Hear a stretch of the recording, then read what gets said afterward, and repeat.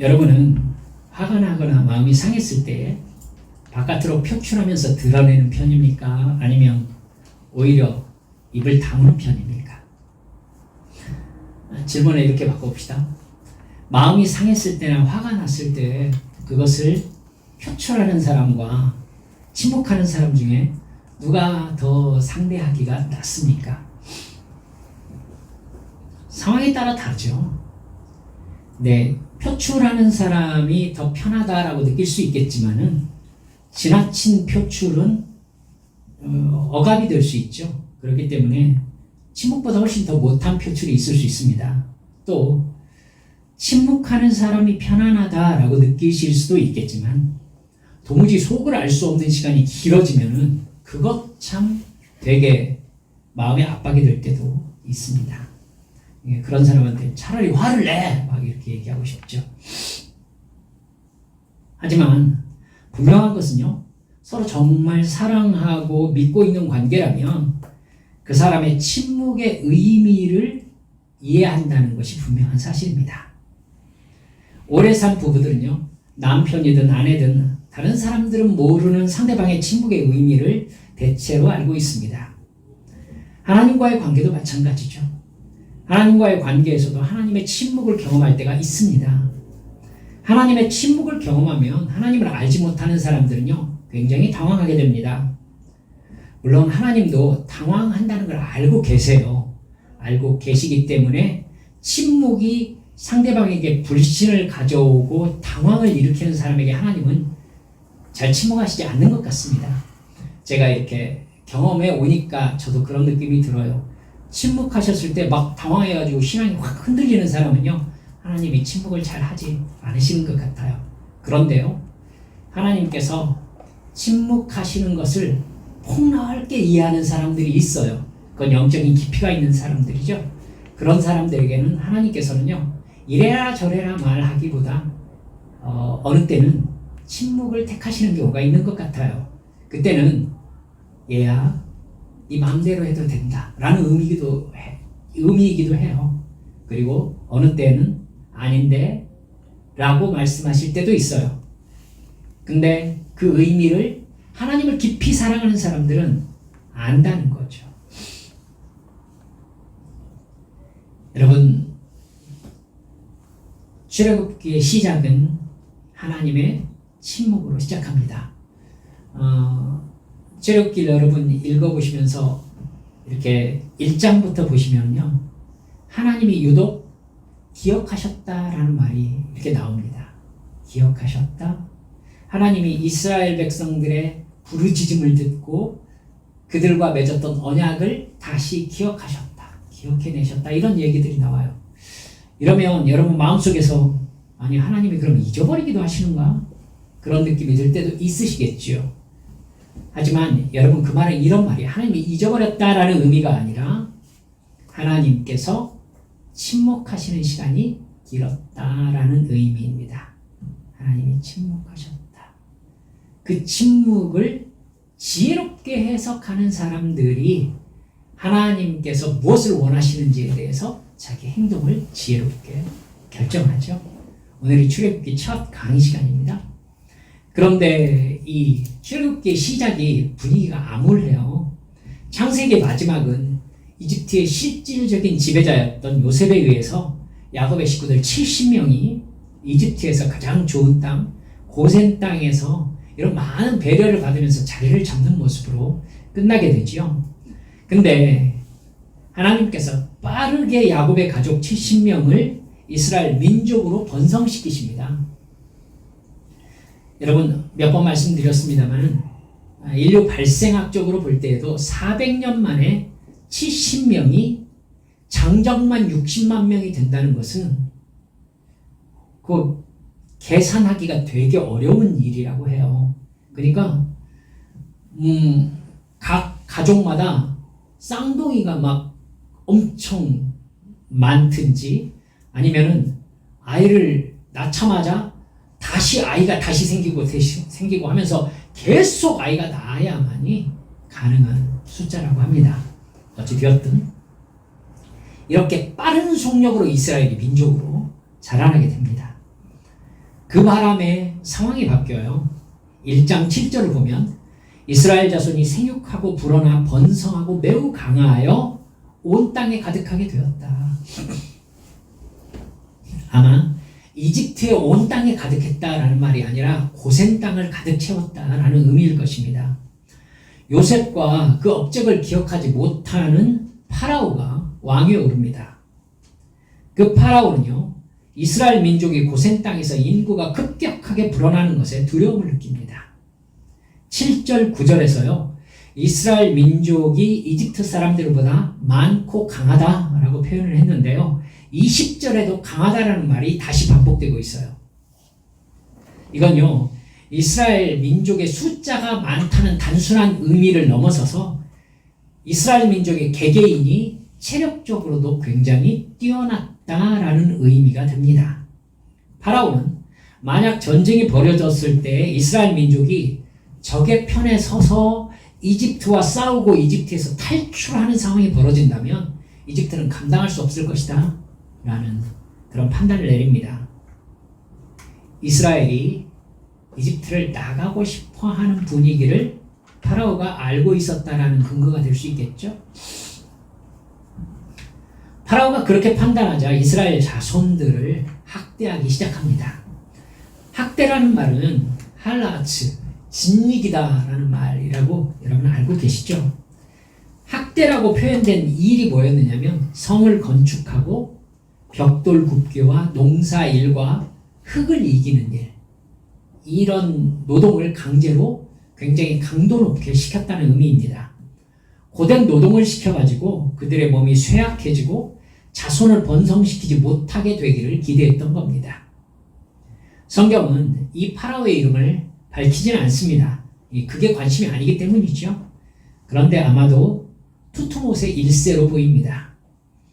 그는 고된 노동으로 이스라엘 민족의 번성을 막으려고 했지만 실패했습니다.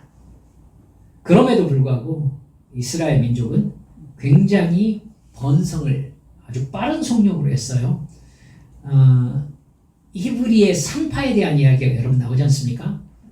투토모스 1세가 히브리 민족의 산파들을 데려다가 그들을 아이를 낳게 될 때에는 남자 아이거든 나일강에다 버려라. 딸이거든 살려라 라고 해요. 그런데 산파들이 그렇게 하지 않죠.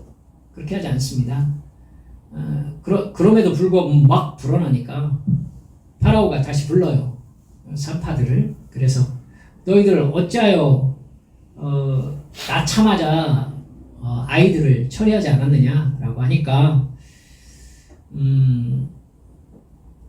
그게 히브리 여인들은 너무나도 체력이 강해서 우리들이 하기도 전에 아이를 이미 낳았었습니다.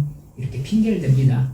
그런데 하나님께서 이 일을 주도적으로 함께 계시다는 증거가 나타나는데 이렇게 산파들이 은혜를 베푸는 까닭에 하나님께서 산파들에게 은혜를 베푸셔서 그들이 강해지고 번성해졌다라고 나옵니다. 그러니까 히브리 산파들이 하나님의 은혜를 크게 받은 거에 대해서 성경이 기록하고 있어요.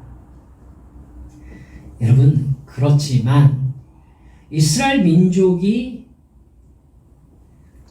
강제 노동에 시달릴 뿐만 아니라 아들을 낳으면 죽이라는 명령을 받았던 이 사실, 이것처럼 극심한 고통은 없지요. 이스라엘 민족은 고통스러운 중노동과 사내 아이를 죽여야 하는 처참한 상태에 놓이게 된 것입니다. 이 상황에서 모세가 태어난 것입니다. 모세가 태어난 지 3달쯤 되었을 때에 모세 엄마인 요게벳이 아이의 울음소리를 숨길 수가 없게 됩니다. 입을 막으면 안 되겠죠. 그래서 찬양에 나와 있는 대로 갈대 상자에 역청과 나무진을 칠해서 물이 들어오지 못하게 처리한 다음에 나일강에 떠내려 보내게 됩니다. 어쩌면 우리가 아무리 심각한 고통을 만난다고 해도 이런 상황만큼은 아닐 것이라고 생각할 그런 상황이지요. 여러분, 이스라엘이 이집트에서 정확히 몇 년 만에 이집트를 탈출하게 됩니까?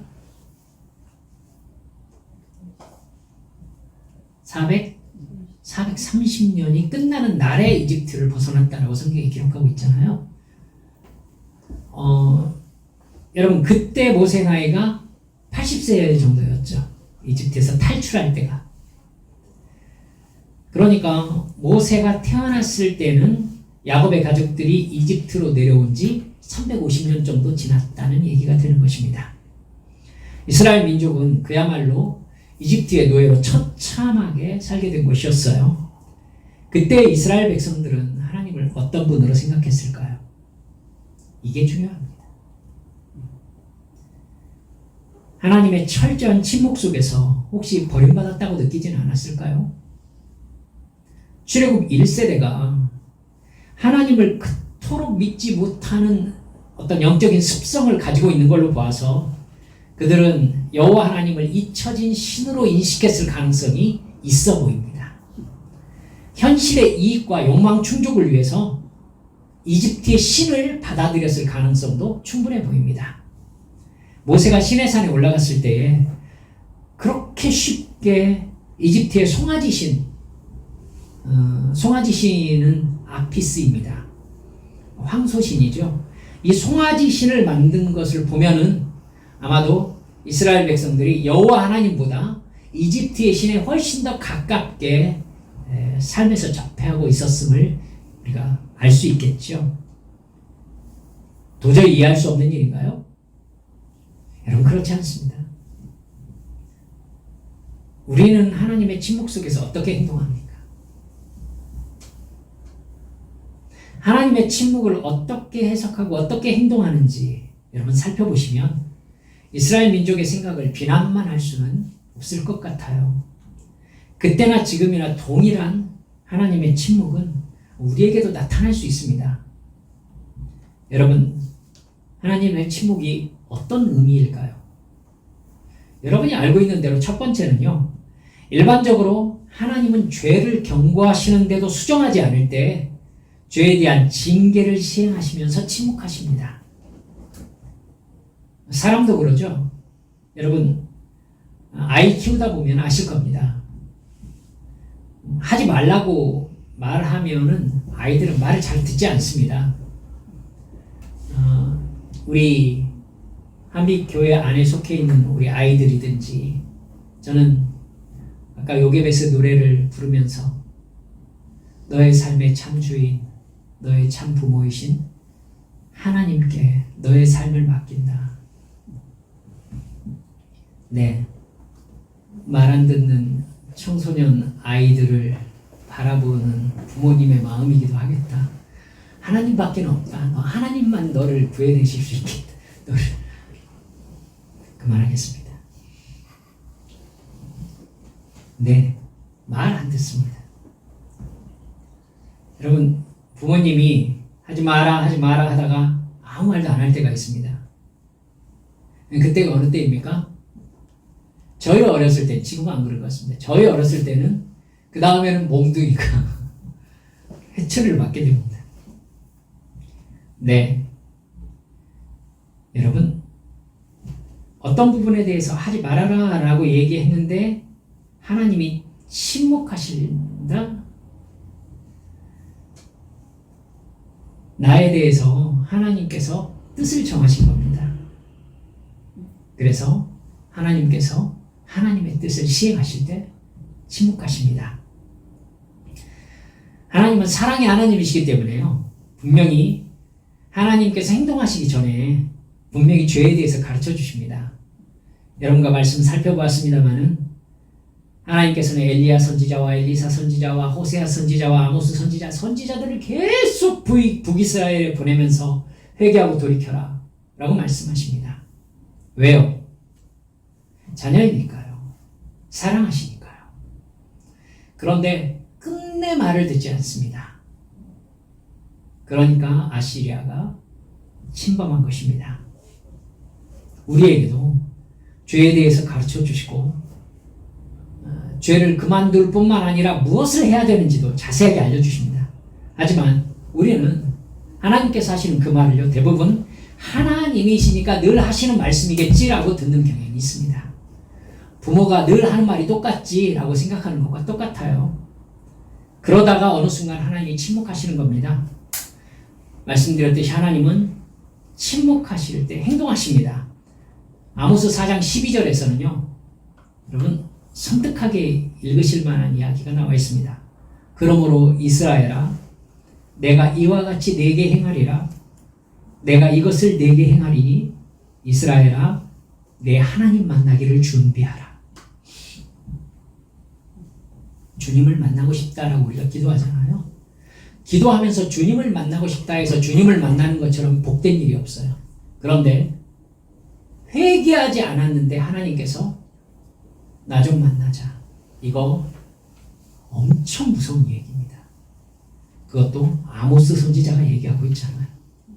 그렇죠? 가장 두려운 상황이 심판의 하나님이 말씀을 멈추시고 나를 만나러 오실 때입니다. 우리가 잘 알듯이 사울 왕이 자신의 왕권을 하나님의 권위보다 높이려고 하나님의 말씀에 불순종할 때 하나님께서는 여러 번 사무엘을 통해 지적하시고 심판을 선언하셨어요. 그러나 사울은 회개하지 않습니다. 하나님을 무서워할 줄 몰라요. 그러자 사무엘상 28장 5절 6절에 이렇게 나옵니다.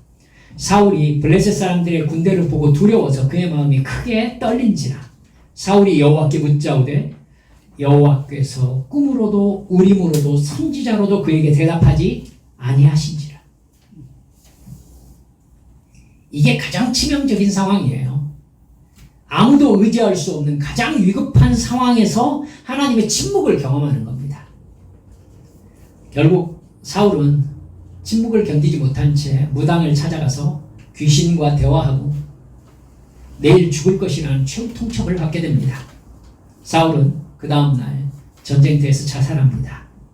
사울은 불순종을 반복하다가 하나님의 선택을 받고서도 버림받은 대표적인 인물이 되고 만 것이지요. 사람의 침묵은 상황에 따라 바뀔 수 있지만 하나님의 침묵은 징계나 심판을 내리실 죄의 양이 차기까지 내버려 두는 겁니다. 여러분 하나님과의 관계에서 이런 것들을 좀 잘 아셔야 돼요. 계시록 여러분 보시면은 하나님 앞에 향로가 놓여 있죠. 거기에 뭐가 담겨 있죠? 거기까지는 안 읽었어요? 거기에 성도들의 기도가 차 있었습니다. 성도들의 기도가 차 있기까지. 그 기도가 가득 차자 어떻게 합니까? 그걸 땅에다 부으니까 땅의 죄악 세상에 재앙이 일어나는 걸 볼 수 있습니다. 여러분 하나님은요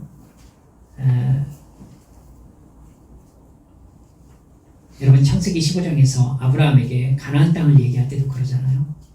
400년 만에 4대 만에 너희 후손이 많은 재물을 가지고 돌아오게 될 것이다. 이는 아모리 족속의 죄악이 아직 가득 차지 않았기 때문이다. 이렇게 얘기하시죠. 그러니까요 하나님이 회개하라 회개하라 라고 하셨을 때 회개하지 않잖아요. 그럼 하나님이 침묵하세요. 그렇다고 바로 무슨 일이 벌어지나요? 아니요. 하나님께서 죄악의 양이 심판에 차기까지 기다리세요. 기다리세요. 하나님은 반드시 침묵하시기 전에 죄와 그 결과인 심판에 대해서 경고하십니다. 그러나 회개, 즉 돌이킴이 없으면 마음에 와닿는 하나님의 음성이 사라집니다. 그때는 이미 죄로 무디어져서요. 하나님의 말씀에도 내 마음에 찔림이 없어집니다. 그래서 자꾸 죄에 대해서 얘기하는 게 불편해져요.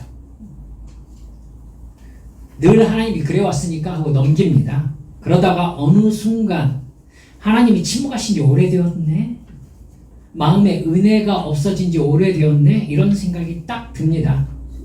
그걸 깨닫고 빨리 말씀으로 돌아오면, 순종의 자리로 돌아오면 하나님의 은혜와 교감이 회복됩니다, 여러분. 그러나 사울과 같은 상황까지 영적인 조치를 취하지 않으면 돌이킬 수가 없습니다. 안 하면 못하게 된다는 것을 분명히 기억합시다. 다시 여러분 따라서 합시다. 안 하면 못하게 된다. 네. 여러분 운동도 안 하면 못하게 되죠. 뭐든지 그래요. 공부도 안 하면 못하게 됩니다. 여러분, 익숙하게 내가 하던 것도 안 하면 못하게 돼요. 기도도 안 하면 못하게 됩니다. 성경도 안 읽으면 못 읽어요. 나중에 못 읽어요. 두 번째, 또 다른 하나님의 침묵은 침묵처럼 여겨질 뿐 침묵이 아니라는 걸 여러분 기억합시다. 지금 이스라엘 백성들이 경험하고 있는 하나님의 침묵이 바로 그런 침묵입니다. 하나님께서 계획하셨던 대로 이스라엘은 이집트와 혈통이 섞이지 않은 채 강대한 민족으로 자라났습니다. 400여 년 만에 장정만 60만, 여자와 노인과 아이들까지 합하면은 당시 인구로는 거대한 인구인 최소 300만이 넘어 보이는 그런 인구로 성장을 했습니다. 하나님은요, 아브라함에게 약속한 창세기 15장 13절의 언약을 잊지 않고 계십니다. 여호와께서 아브라함에게 이르시되 너는 반드시 알라. 내 자손이 이방에서 계기되어 그들을 섬기겠고 그들은 400년 동안 내 자손을 괴롭히리니 그들이 섬기는 나라를 내가 징벌할지며 그 후에 내 자손이 큰 재물을 이끌고 나올 것이다. 하나님은 지금 침묵하고 계시는 게 아니에요. 하나님이 선택하신 민족이 이집트에서 이방 민족으로 학대받으면서 오직 하나님만 의존하는 상태로 낮아지기를 기다리고 계시는 겁니다. 마치 물에 빠진 사람이 힘이 다 빠질 때까지 기다리는 것과 같아요. 물에 빠진 사람 건지러 훅 뛰어 들어가면 둘 다 죽을 수 있다고 하더라고요. 네, 물에 빠져서 힘 빠지기를 다 기다렸다가 포기했을 때 들어가서 그 사람을 데리고 나와야 데리고 나올 수 있는 거라고 얘기하더라고요. 자기 힘이 아니라 오직 하나님의 힘과 능력으로 구원하셔서 이 세상에서 여호와 하나님을 섬기는 한 나라를 하나님께서 세우고 싶어 하셨던 겁니다. 하나님께서 역사하고 계신 증거는요, 그렇게 학대받고 그렇게 아이를 죽이려고 해도 번성하는 이스라엘 백성들을 보면은 알 수 있습니다. 생명의 주인이신 하나님의 개입이 아니고선 도저히 일어날 수 없는 일인 거죠. 하나님이 역사하고 계신 증거는 특히 오늘 성경을 통해 말씀하시는 모세의 출생을 통해서 우리가 알 수 있습니다. 투토모세 1세가 가장 두려워하는 이스라엘의 해방, 이 해방이요, 정말 아이러니해요. 자기 딸에 의해서 시작되는 거니까요. 그렇죠? 모세는 바로의 칙령에 의해서요, 난 지 3달 만에 나일강에 던져진 레위 족속의 아이였어요. 히브리서 11장 23절에서 모세의 어머니 요게벳은요, 아이를 보고 그가 아름다운 아이임을 보고 바로의 명령을 두려워하지 않았다라고 얘기하거든요. 무슨 말이냐면 하나님의 역사가 있을 것을 믿었다는 의미입니다. 믿음으로 마치 방주와 같이 물이 새지 않게 역청을 칠한 갈대 상자에 담아가지고 나일강에 떠내려 보냅니다. 여러분, 근데 모세의 누이가 누구죠? 미리암이죠. 미리암이었을 거라고 생각이 듭니다. 이 누이가 이 바구니가 어떻게 되나 상자를 따라가잖아요. 그렇죠? 따라갑니다. 근데 왜 하필 그 시간에 나일강에 바로의 딸이 목욕하러 나왔겠습니까? 말씀하신 대로 정보원이 다 있어가지고 나일강에 공주가 나오는구나 하고 세팅을 했을 일은 없었겠죠. 여러분, 나일강에서 모세를 발견했던 그녀가 이집트의 18왕조의 세 번째 왕, 유아 살해 명령을 내린 투토모세 1세의 딸 하셉슈트입니다. 그녀의 아버지 투토모세 1세가 죽자 베다른 형제 투토모세 2세와 결혼해서 왕후가 됩니다. 근데 남편 투토모세 2세에게서 아들을 낳지 못한 채 투토모세 2세가 병이 들었고요. 몸이 약했어요. 여러분, 같은 혈통 속에서 계속 근친혼이 이루어지게 되면은 유전적으로 약해지지 않습니까? 그래서 파라오들은 좀 약해서 일찍 죽은 파라오들이 제법 있어요. 여러분들이 그 유명한 투탕카멘도 어려서 죽었던 것으로 미이라상 나타나고 있다라고 여러분 알고 계시죠? 네. 그러니까 투트모세 2세가 하셉스투와의 관계에서 아들을 낳지 못한 채 병들어 죽습니다. 그러자 하셉스투가 이렇게 처분을 합니다. 남편 투트모세 2세와 궁녀 사이에서 태어난 10살 정도의 투트모세 3세를 파라오로 옹립시켜요. 그리고 자기가 섭정을 하기 시작했습니다. 무슨 말인지 아시겠죠? 예, 섭정을 합니다. 투트모세 3세가 17살 정도 된 시기부터는요, 자기가 공동 파라오에 취임합니다. 그래서 21년 동안 파라오에 있었어요. 엄청나게 강한 성격의 여자였고요. 남장을 하고 다니고 수염을 붙이고 다녔다고 알려져 있습니다. 이집트 전역을 철권 통치로 다스렸어요. 그런데 신왕국 시대에 이집트를 성공적으로 다스렸던 파라오로 기록되어 있다고 합니다. 이 하셉스투가 만들어 놓은 이 기반을 통해서요, 이제 하셉스투가 죽은 다음에 투트모세 3세가 혼자 파라오가 됐겠죠. 이제 투트모세 3세는요, 이집트 신왕국 시대의 가장 위대한 파라오로 알려져 있습니다. 그러니까 하셉스투의 역할로 인해서 투트모세 3세가 이집트 전역을 강대한 나라로 만들 수 있는 기반을 닦았다는 것이죠. 그런 강한 성품의 공주가요, 바구니에 담겨온 모세를 발견해서 히브리인의 아기인 줄 알고 불쌍하게 여긴 것입니다. 그러자 누이가요, 그녀에게 가서 히브리 여인 중에서 유모를 데려올까요? 라고 얘기하는 겁니다. 그걸 보고 있었던 미리암이었다면 이 미리암이 가서 얘기한 겁니다. 그러니까 그래라 라고 공주가 허락하니까, 여러분 누구를 데려왔겠어요? 엄마를 데려왔죠. 요게벳을. 그러니까 공주가 뭐라고 합니까? 내가 너에게 싹쓸 줄 테니까 이 아이를 데려다가 네가 젖을 먹여라.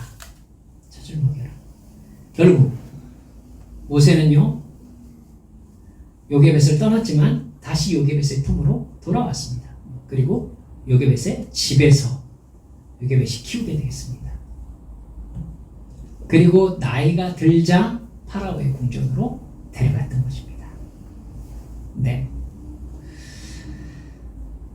이건요, 굉장히 중요한 일이에요. 모세가 엄마 요게벳의 젖을 먹고 컸다는 것은 얘가 히브리인의 정체성을 잃지 않을 계기가 되었다는 것이죠. 하나님을 아는 사람으로 안전하게 자랄 수 있었던 것입니다. 그러니까 그 아이는 비록 정말 세 달 정도 된 아이이지만은, 다른 아이들은, 사내 아이들은 죽여야 하는 상황이었지만은, 모세는 안전하게 보호받을 수 있는, 가슴 아프지만 그런 상황이 될 수 있었던 것이죠. 그는 조금 자라나서 궁궐에 들어가게 되고, 하셉스투, 아직 여왕이 되지 않았지만은 공주의 아들이 됩니다. 하셉스투는 모세라고 이름을 지었습니다. 모세라는 이름 뜻이 뭐죠? 건전햄이라는 뜻입니다. 건전햄. 얼마나 오묘한 하나님의 역사입니까? 모세는 이스라엘을 애굽의 압제에서 건져내는 사람으로 쓰임을 받지 않습니까? 인간이 보기에는 그야말로 우연의 연속이었고, 하나님의 침묵은 계속되는 것처럼 보였지만, 하나님은 그 우연을 통해서 바로의 계획을 좌절시키는 하나님의 역사를 시작하셨던 겁니다. 여러분, 이제 대답하실 수 있죠. 하나님이 침묵하셨습니까? 그렇지 않습니다. 하나님은 한순간도 자기 백성을 버리지 않으셨고, 하나님의 시간표대로 구원 계획을 이행하고 계셨습니다. 하나님의 사랑은 절대 변한 적이 없는 것이죠. 여러분, 바로 이때 우리 얘기를 하고 싶어요. 바로 그런 상황에서 영적으로 민감한 사람들은요, 하나님밖에 하실 수 없는 역사를 이처럼 발견해요. 그래서 하나님의 일하심을 실제적으로 믿는 것입니다. 혹시 여러분들 하나님이 침묵하시는 것처럼 보이는 상황을 경험하고 계십니까? 경험하셨습니까? 그때 우리는 첫 번째 살펴본 대로 계속된 죄의 지적이 있었는지 점검하실 수 있으셔야 합니다. 혹시 그렇다면 즉시 죄를 회개하고 하나님의 말씀에 순종하는 자리로 나아오시기 바랍니다. 그 죄를 내버려 두게 되시면 하나님의 징계 상황에서 내가 진즉 순종했어야 되는데 이걸 후회할 날이 반드시 오게 돼요. 여러분, 다시 여러분들께 주지시켜 드립니다. 죄는 회개하든지 대가를 치러야 되든지 둘 중에 하나의 방법밖에 없어요. 다시 저는 이게 마음속에 성령께서 가르쳐 주실 때 심장이 여기까지 내려앉는 것 같은 충격이 저에게 있었습니다. 얘야, 죄는 회개하든지 사망으로 대가를 치르든지 두 가지 방법밖에 없다. 여러분, 이걸 심각하게 마음에 새기세요. 그러니까 하나님은 죄를 용서하시는 거지 그냥 넘어가시는 게 아니에요. 그러니까 용서받기 위해서는 반드시 회개를 해야 돼요. 나를 사랑하시니까 대충 이렇게 안 돼요. 안 된다니까. 그러면 하나님의 공의, 정의를 하나님 말씀하실 수가 없게 됩니다. 그렇죠? 그런 하나님 여러분 믿으실래요? 저는 안 믿습니다. 하나님이 그렇게 대충대충의 신이라면 전 절대로 믿지 않습니다. 사랑하는 여러분들, 죄는 회개하든지 죄의 값을 치러야 됩니다. 그러니까 하나님께서 여러분에게 죄를 지적하시면 빨리 회개하세요. 빨리 회개하세요. 그러면 하나님께서 용서하기를 기뻐하세요. 기뻐하세요. 근데 회개하지 않고 버티고 있잖아요. 그러면 반드시 그 죄에 대해서는 하나님이 끝을 보신다고요. 왜 탕자처럼 멀리 나가서 거기에서 후회합니까? 내가 진즉 회개했어야 되는데 왜 고통스럽게 그렇게 하냐고요. 얼른 돌이키시기 바랍니다. 여러분, 그런데 내가 하나님을 의지하는데도 침묵하시는 것처럼 느끼고 있다면 여러분, 하나님이 침묵하시는 게 아니라는 전제를 가지고서요, 나의 영적인 감각을 총동원하셔야 돼요. 그래서 내 삶에서 하나님만이 하실 수 있는 일들을 한번 찾아내 보세요. 그것이 발견된다면 하나님은 지금 하나님의 일을 하고 계시구나 라고 생각하시면서 의심할 필요가 없어요. 그것을 발견한 것도 하나님의 은혜예요. 하나님께 간절히 기도해서 하나님, 지금 저의 상황 속에서 하나님이 무엇하고 계세요? 했는데 하나님께서 우리에게 얘야, 네가 건강하게 있잖니? 근데 하나님께 에이, 그게 뭐예요? 여러분, 그러기 쉬운데요, 어느 순간 그것이 마음에 쿵 하고 와닿을 때가 있어요. 얘야, 너 일용할 양식을 받았잖니? 또 얘야, 너 건강하잖니? 그러면 그것이 마음속에 그렇구나 하고 딱 와닿을 때가 있습니다. 어떤 역사입니까? 성령께서 나에게 지금 깨달음을 주고 계시는 것입니다. 우리의 생명의 순간이 하나님께 붙잡혀 있으니까요. 하나님이 손을 거두시면 우리는 이 자리에서도 우리 영혼 걷어가시는 건 그냥 가는 거 아니겠습니까? 여러분, 이렇게 성령께서 감동하셔서 하나님이 정말 그렇게 하고 계시구나 라고 깨닫는 것, 하나님의 칭찬입니다. 아, 잘하고 있구나. 얘야, 너 제대로 가고 있다. 따라서 보실까요? 하나님의 때가 가장 옳습니다. 하나님의 때가 가장 옳습니다. 그렇습니다. 하나님의 때가 가장 옳습니다. 그러니까요, 믿음으로 기다리세요. 그리고 하나님께서 나의 삶 속에 하나님이 하나님 되시는 순간을 분명히 경험시켜 주실 걸 그냥 믿으세요. 그게 사실이니까요. 하나님은 구원이 오직 하나님의 은혜로 주어짐을 믿게 하시려고 나를 지금 낮추고 계실 가능성도 많습니다. 여러분, 그 하나님을 믿으세요. 그래서 지금 경험하는 하나님의 사랑과 은혜에 감사하세요. 일용할 양식을 감사하세요. 사도 바울이 얘기했죠. 먹을 양식과 옷이 있으니 감사하라. 네, 그걸로도 우리는 충분히 감사할 수 있다는 거죠. 여러분, 그러면요, 하나님께서 내가 너를 구원한 구원자다라는 증거를 우리 삶에 반드시 보여주십니다. 그 사람은 어떤 믿음을 얻게 되느냐면, 내가 돈이 있든지 없든지, 건강하든지 건강하지 않든지 내 영혼을 구원하신 하나님을 바라보면서 감사할 수 있게 되는 진짜 믿음을 얻게 되는 것입니다. 하나님께서 고난 가운데 우리에게 바라시는 것이 바로 그 믿음이신 것을 믿으시기 바랍니다. 우리 함께 기도합시다. 여러분, 이 시간에 기도할 때 하나님 음성에 귀를 기울이세요. 얘야, 너는 한순간도 나의 사랑을 떠난 적이 없다. 나는 너를 한순간도 버린 적이 없고 나는 언제나 네 곁에서 너의 삶을 돌봐주었다. 네가 잘못하면 혼냈고 잘했으면 칭찬했다. 그래서 널 여기까지 데려온 거야. 얘야, 날 믿어라. 난 너를 영생으로 데리고 갈 거다. 어느 순간에든지 그 믿음을 가지고서 진짜 감사하며 항상 기뻐할 수 있는 참된 믿음 주시라고 이 시간 하나님 앞에 동성으로 기도하시겠습니다. 기도합니다. 아버지 하나님, 감사합니다.